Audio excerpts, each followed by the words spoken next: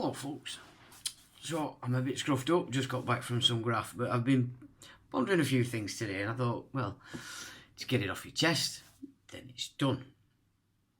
So we've got this Afghanistan thing. I mean, so far it's just so ridiculous.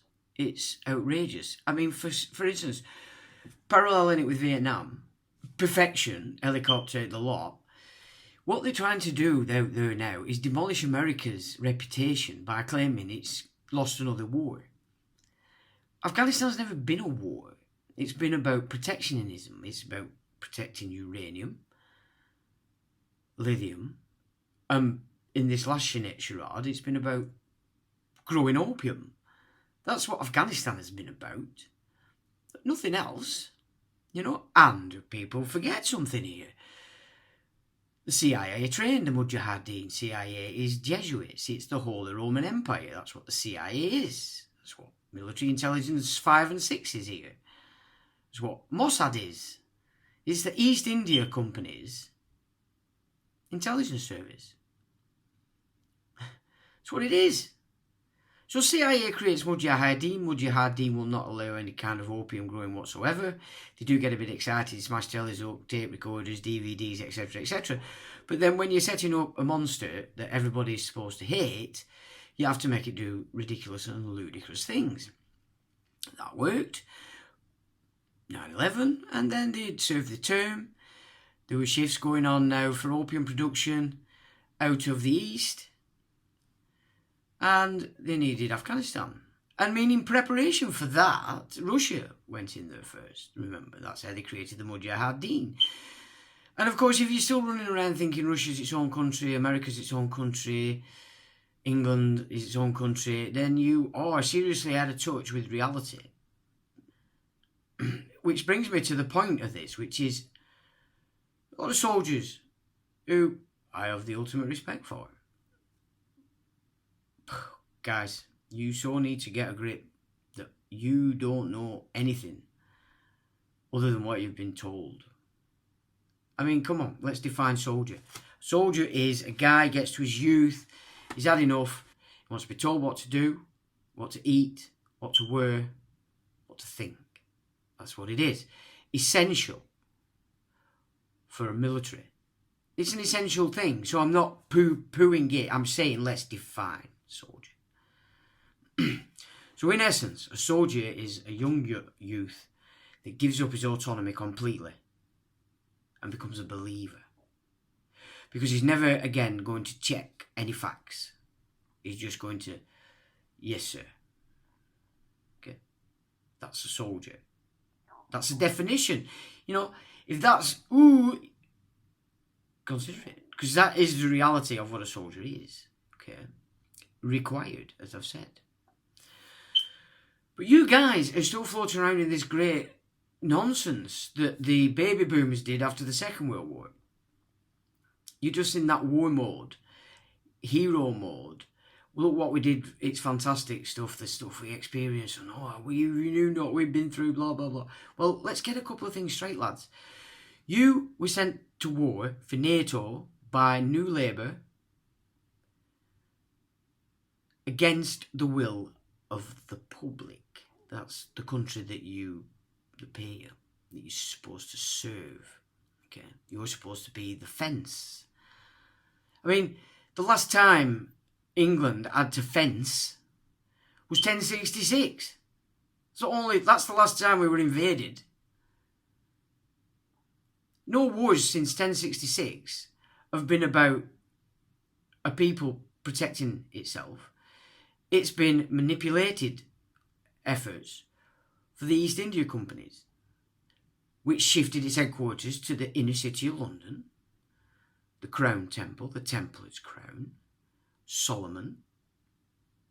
Yeah, Solomon's Temple, that's what they're rebuilding. And all wars were promulgated to further the interests of the East India Companies. And what you see and think you know about Afghanistan is you were there doing the business. But you didn't have the backing of your nation. You didn't.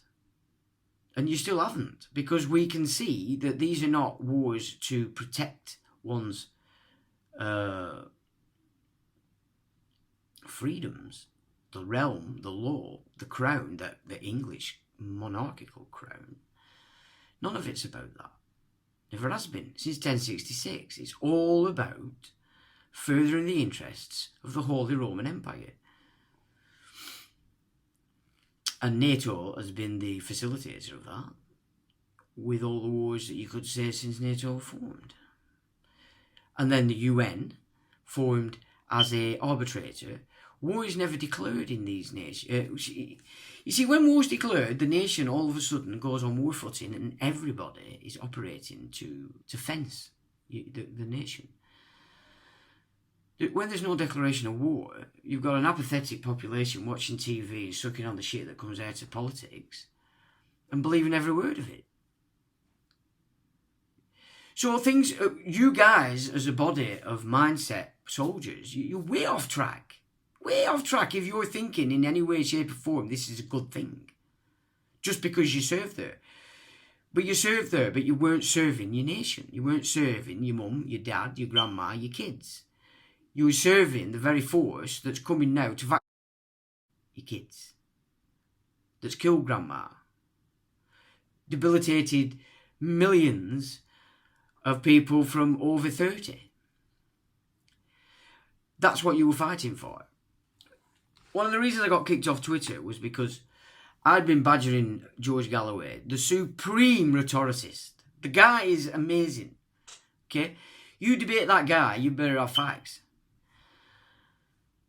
Or you've had it. He'll eat you. Now, I learned maybe 10, 12 years ago, and this is direct from the Muslim community, so don't start giving me any nonsense. This is exactly what were happening.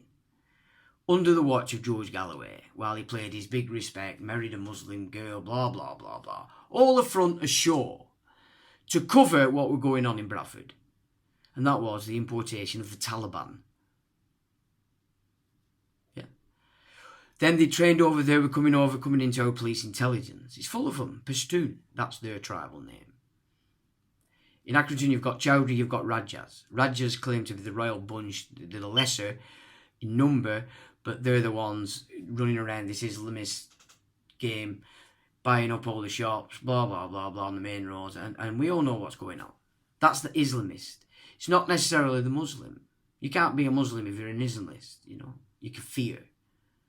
So there's fewer of them, and they're the ones embedded with the police intelligence, rather. So you're not talking about plod, you know a cop, well, he doesn't know his ass from his fucking elbow. They don't even know law. Do you know what I'm saying? They don't know shit. Police intelligence we're talking about, tied to MI6, MI5, CIA, Mossad, or the Roman Empire. The force that you've all been fighting for. While they've imported all they've trained here. And back 10 years ago, what was going on was the Taliban were coming in, they'd set up proper by then, and they were killing the Muslim drug dealers. Okay. And people go, oh, well, the drug dealers. Well, you know, you baby boomers, what is a drug? A drug is a synthetic concoction. You're the drug addicts because you're all stuck to NHS. You know, you see these little vans riding around pharmacy. That's a drug dealer. A drug dealer because you don't understand your own language. Yeah. Ignorance is what's building this. Ignorance is the prime thing. Keep you ignorant, tell you this, you don't see that. So that's what was going on while you boys were out there being Rambo. And nobody's taking away from you your experiences. But you've got to sit back and look at this at some point. There's so many of you come back and you're fucked. PTSD, committed suicide, you're on the streets. Or you've joined Blackwater. You know, it all comes back to ignorance, which puts you in a position of off the mark in everything you do, because everything you think is off the mark. So let's just get a bit down to earth here of what's actually going on. The global narrative is, look, America's lost another war. It's not the big boss anymore.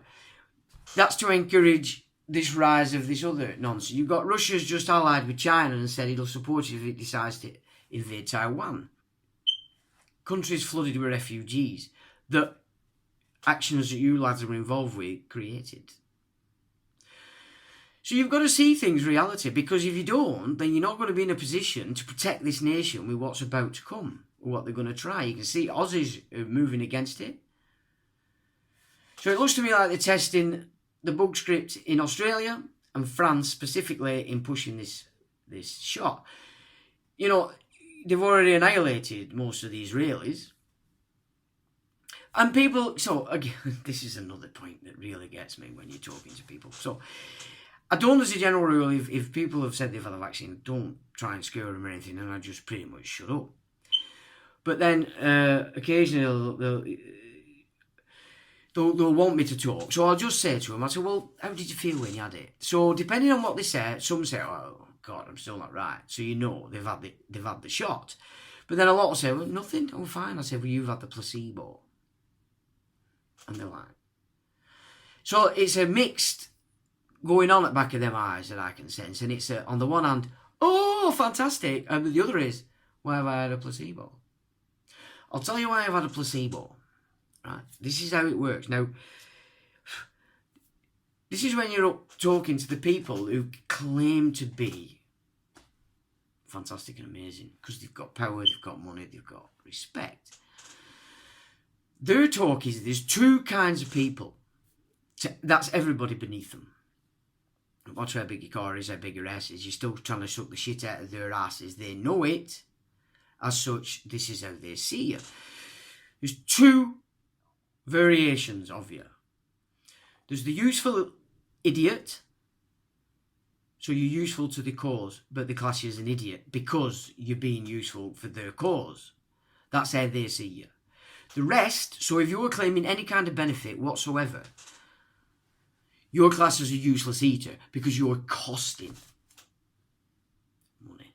Useful idiot might not necessarily be making the money, but you'll be protecting the money. So you're a copper. Yeah. You're a nurse.